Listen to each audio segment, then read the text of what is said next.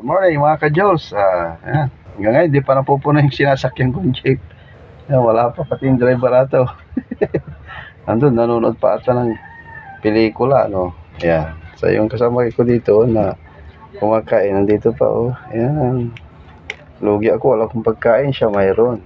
Ayan. Kwentuhan muna tayo, ano po.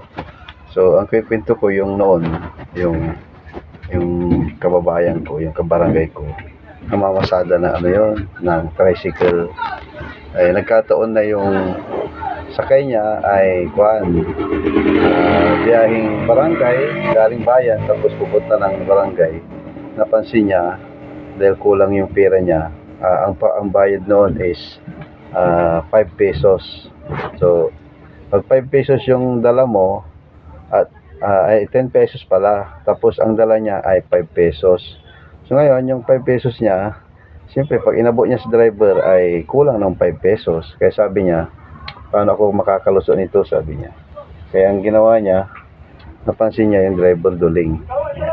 Uy, sabi niya, duling yung driver. Okay na tong 5 pesos kung mapagkamala niya ng 10 pesos. Ayan.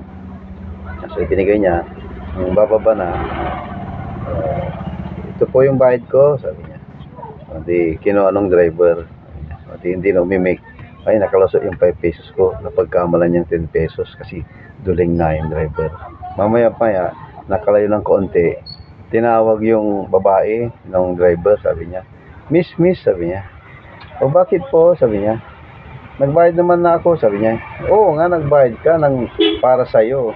Pero, dalawa kayo, sabi niya. So, kulang pa ng 10 peso.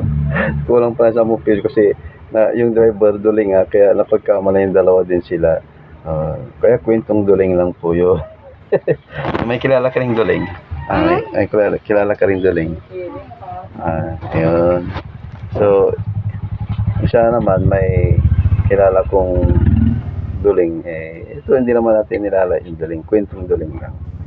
Pumunta daw sila sa may pinuntan sila na isang lugar na pag pumunta ka doon, magiging abnormal ka pag yung ang tingin mo ay straight, ano po. Kasi yung barangay na yon, halos lahat daw ay maraming pinanganak doon o halos mga nakatira doon sa lugar na yon ay duling lahat. Kaya pag pumunta ka sa isang lugar at yung napunta mo yung lugar na yon, magiging ikaw ang abnormal sa kanila. Baliktad, ano po. So, nakakatira doon duling. Pero ikaw ang mata mo ay straight, yan, ikaw magiging abnormal. Kaya yung pagpunta naman ng duling dito at bihira ang duling, so sila po ang abnormal. So, ganun talagang buhay. May kaklase ka ba na ano? Wala rin. So, yung kaklase ko noon, no, elementary ako, magaling sana sa math yun. Kaso, pag sinabing 1 plus 1, sabi nila, 1 plus 1, instead na 2 ang sagot niya, nagiging 4. Kasi yung 1 niya, nagiging 2. Kaya 1 plus 1, 4, sabi niya. At least sa kanya, tama. Pero pag sa atin, 2 ang tama. Kaya i-consider po natin. Kasi yung 1 plus 1 niya, parang ganon. Tapos magiging 4. Yan. Tama naman, di ba? So, yung kwentong duling. At alam niyo yung mga duling na pinanganak, may mga inborn, so mahirap din gamutin yun. Yan ba naman na nagkakaroon ng convulsion, yung normal sila tapos nagkasakit sila, kinonvulsion sila, so yung mata na apektuhan, may tendency pa o may paraan pa na pwedeng maituwid daw yun. Ngayon may mga nagtitinda ng salamin ngayon na pag ginamit mo daw, yan, pag ginamit mo, naayos yung mata mo, pero may kamahalan. Kaya ganoon din, high-tech ang panahon natin ngayon. Kaya iwasan po natin bumili ng mamahalin, tapos ay pansin po natin ay hindi naman nakakatulong sa mata natin, baka sayang din yung pera natin.